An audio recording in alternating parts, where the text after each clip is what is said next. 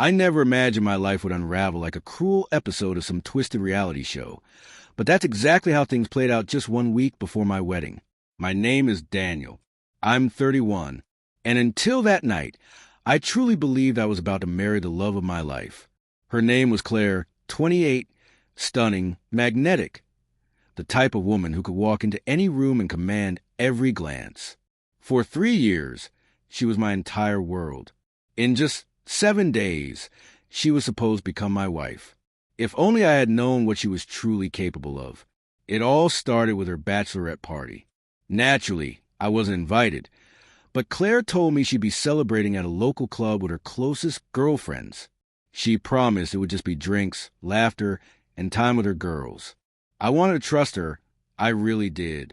But cracks had already started showing in our relationship, leading up to the wedding. Secrets she never explained. Late-night messages she dismissed with flimsy excuses.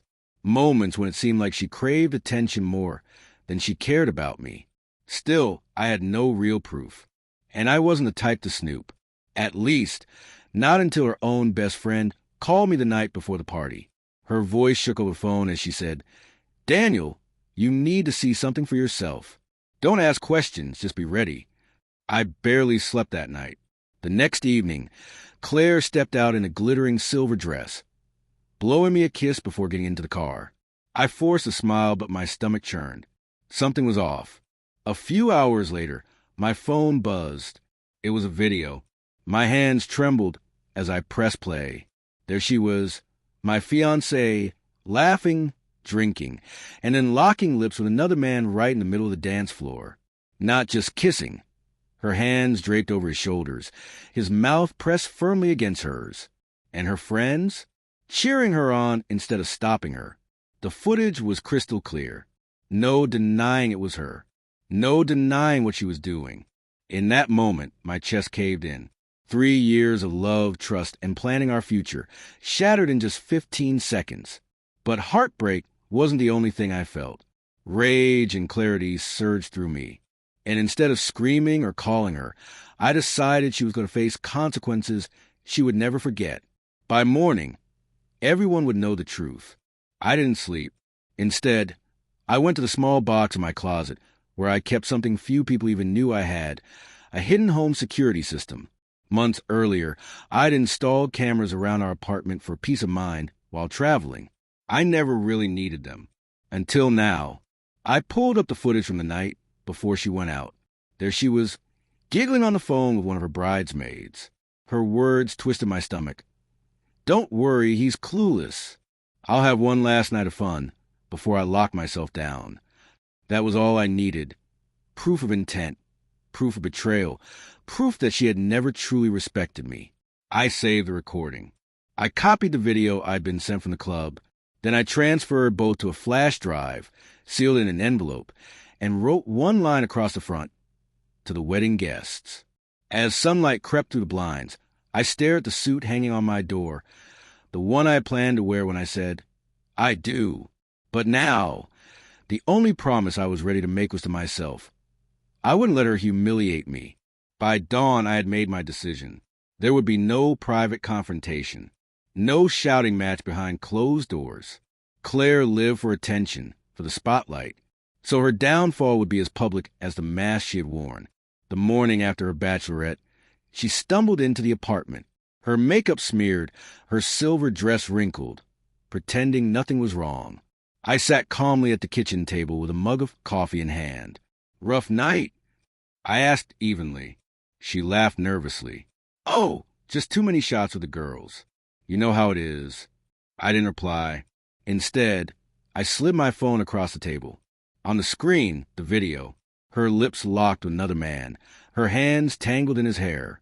Her face drained of color instantly, as if she'd seen a ghost.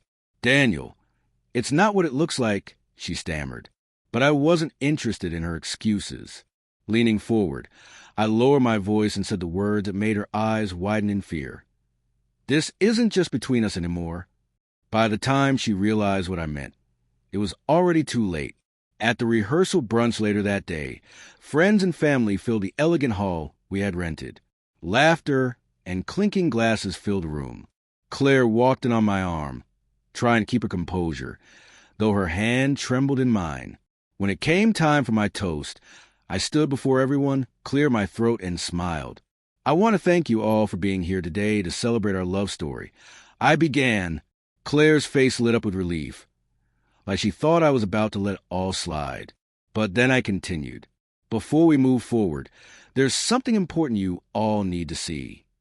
Gasps filled the hall as the projector flickered to life. First came the footage from the club. Claire kissing and grinding on another man, her friends cheering her betrayal. Then came the audio from the night before, her voice saying she'd have one last night of fun. The silence that followed was heavy. Claire's father's face burned red with fury. Her mother buried her face in her hands. The bridesmaids looked away in shame. And Claire? She broke down, tears streaking her face as she tried to grab my arm. Daniel, please don't do this. We can fix it. It was a mistake. I stepped back, my voice steady as it cut through the room. There will be no wedding. Not today, not ever. Claire made her choice, and now I'm making mine. I choose honesty. I choose respect. And I choose to walk away. The room erupted. Some whispering, some outraged, others clapping.